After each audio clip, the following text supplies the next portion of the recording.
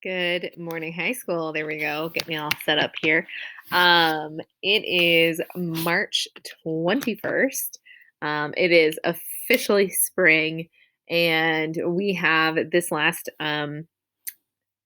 whatever lesson in our series on Afterlife. So this is getting ready for Easter. So we will be ready for Easter soon. Next week is Confirmation Sunday, so we won't have student ministries.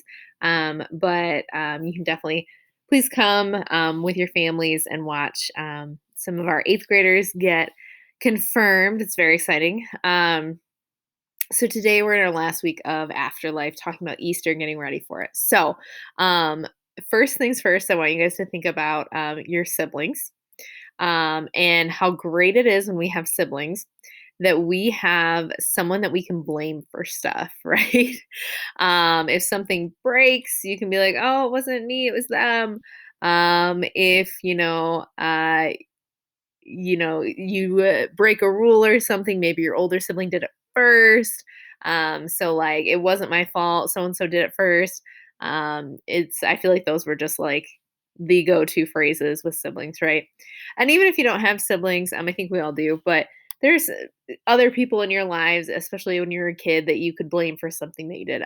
Blaming it on the dog or a cousin or a classmate or what have you.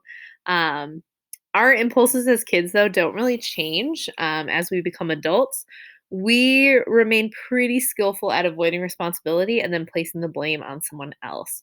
So, do you remember a time or the last time that you felt guilty? There's a lot of times I think throughout our lives that we feel guilty. Maybe you copied a little too much of your friend's homework. I know we've had discussions about that before.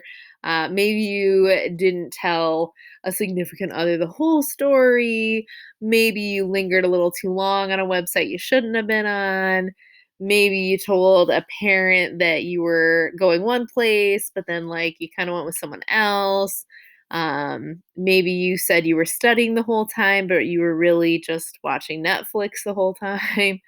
There are all sorts of different things that we do where we tell white lies, we tell half truths, we hurt people, we make people feel bad, where we all of a sudden feel guilty. And no matter how old we get, it seems like our reaction is a lot like that 5-year old, right? We hide, we stretch the truth, we make excuses, we try to cover it up altogether. When we feel guilty, we get really good at hiding. And we have all sorts of hiding tricks, right? We might just avoid certain people, like the coaches, the teachers, parents in our lives. We might not make eye contact with the teacher, right? Just look away. We might ghost our friends. We might play it cool around the people who are in charge. We may even turn off our location services or hide our location on our phones because we know that our parents are checking. We do everything we can to act as though nothing happened, even though on the inside we know what we did was wrong and it starts eating us up.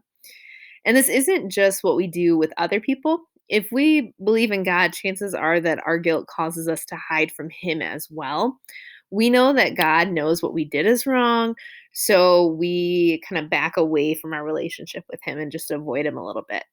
It's really easy to hide something we did from the people around us, but it's a little more complicated to try to hide it from God because we can't actually run away from Him. So we just start making Him less and less a part of our lives. So in those situations, maybe you still come on Sunday morning, maybe you still go to Bible study, but you kind of are only like half invested, or maybe it's those times when you show up to church, but you're just not really feeling it. You're not super involved. Maybe you tell people you got too much going on with school and sports. Any of those situations where you feel like you just like distance things. Oh, you're just a little too busy. You can't do that solo time. No matter what it looks like, we all tend to let our guilt get in the way of our faith at times. And this like continues into when you're off at college and then when you're adults, like it's one of those tendencies that we have. So we got to be aware of it so we can fight back against it, right? Thankfully, we are not the first people to do this. So the Bible gives us a lot of examples that we can learn from. And today we're going to take a look at one. Since we've been getting ready for Easter, talking about Easter, um, we're going to look at people who saw Jesus after the resurrection. So when for this one, if you see a friend who died who is now walking around alive, it definitely changes you. So the people that we're talking about here, their lives were radically different after they saw the resurrected Jesus. So we're talking more about their life after or their afterlife. That gets so dramatically changed. And today that includes a guy named Peter. Whoops, I'm jumping into verses there. Peter was actually one of Jesus's closest friends, and he was a really big leader in the early church in the early days of the Christian movement. But Peter had a couple run-ins with guilt and shame, just like we all do.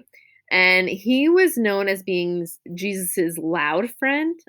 We all have them, or maybe you are the loud friend. And this got Peter in trouble from time to time. And the worst example of this happened when Jesus was sentenced to die on a cross. When Jesus was arrested, Peter literally cut off a guy's ear trying to defend Jesus. Not really recommended. Don't try that at home.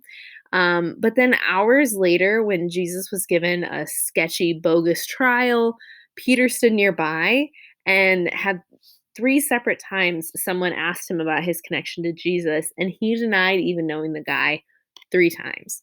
Even worse, before any of this happened, Jesus had actually told Peter that he was going to do that, that he would deny knowing Jesus. Jesus told Peter, I've experienced your loyalty so far, but when it comes down to it in the end, you're not going to be loyal to me. And Peter defends himself, saying, oh, no, I would never do that. And then that's exactly what he ends up doing. When Jesus was arrested, tried, and nailed to a Roman cross, the last thing that Peter did was deny even knowing him. So, like that almost when I dig into this story, it makes me feel guilty for him. Like I get so uncomfortable because I'm like, that is terrible to do that to your best friend, right? And it's just a brutal end to a story. But as we talked about in this series, Jesus' death was not an end to the story because Easter happened.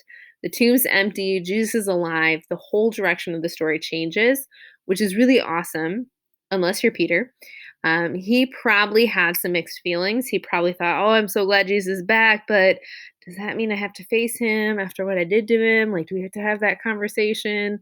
To Peter, it's possible that the resurrection was a reminder of the guilt that he felt. And I sometimes wonder if he ran through all of the same phases of guilt that we do. I wonder if he wanted to lie, exaggerate, defend himself, hide from Jesus altogether. A few days later, after the resurrection, Jesus was on the shore of the Sea of Galilee.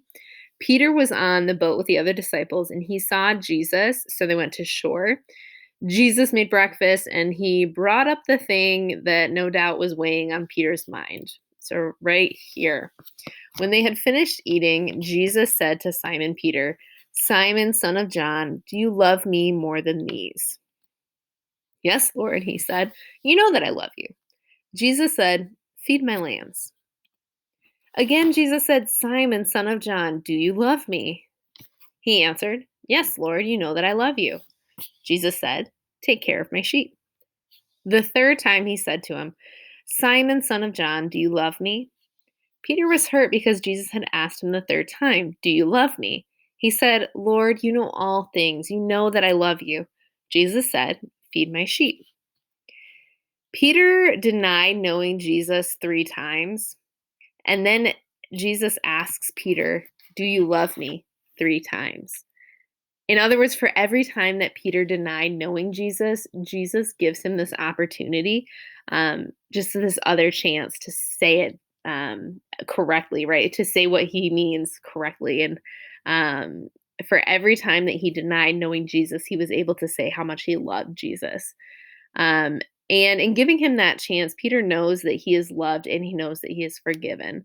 Jesus wants Peter to know that he had a second chance. He even tells Peter that he wants him to continue leading. That's what he means when he says, feed my sheep. He wants him to continue being a leader in the church. This exchange is really interesting. Jesus asks Peter if he still loves him. And as humiliating and terrible as it was for Peter to deny Jesus, here was a chance to make it right.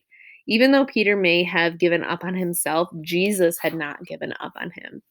Peter could have given into his guilt and gone into hiding, but that isn't what Jesus wanted for Peter. Jesus didn't want Peter's life to be defined by guilt. He wanted Peter to experience grace.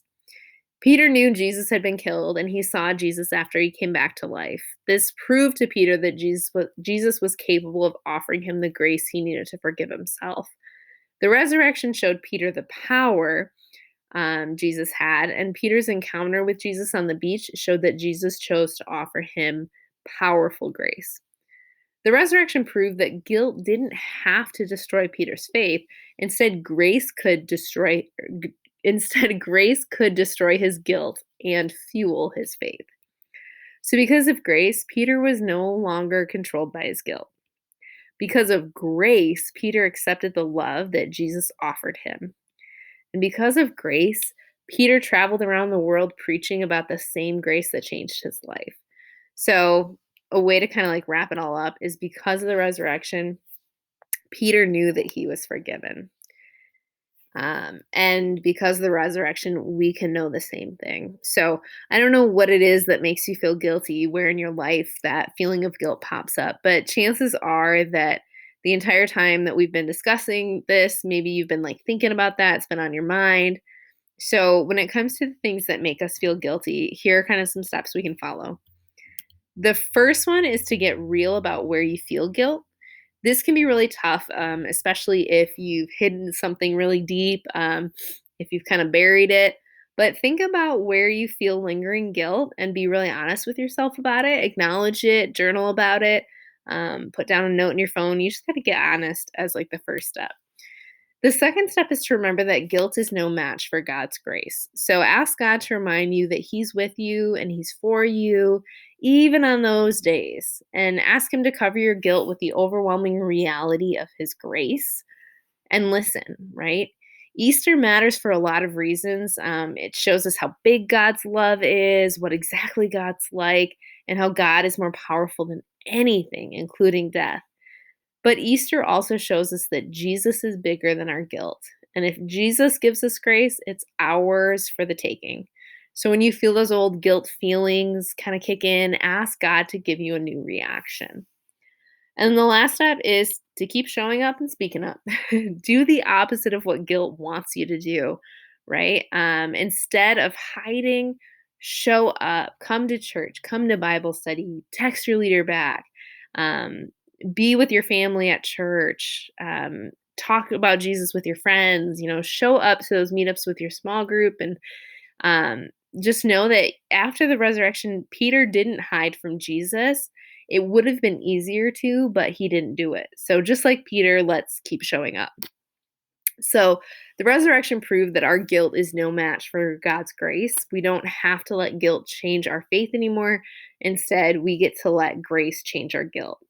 So we know that talking about God's grace is one thing, but experiencing it is something else entirely. And that's why we have small groups. That's why we are here. We want to have that safe place to fight for that grace when you feel that guilt feels too heavy. So this is like a real safe place where we can talk about those things to really embrace that grace that we've been given, because that's what the resurrected Jesus demonstrated in Peter's life. And that's why Peter's afterlife was so powerful while he was still alive on earth, right? Because of the resurrection, Peter realized that grace is greater than guilt. And because of Easter, you can realize that as well. And yeah. So I hope that you guys have a wonderful day. We will see you next week in church for the service. Hopefully, go to church with your family and watch our friends get confirmed. And then the next 2 weeks, there won't be meeting together, but there'll be like a short video on the virtual page where you can plug in and just get like a quick lesson and then a couple discussion questions to go with it that you can journal or you can talk to a parent about. Speaking of which, questions will be in the details below. Have a wonderful rest of your week, and I will see you guys soon.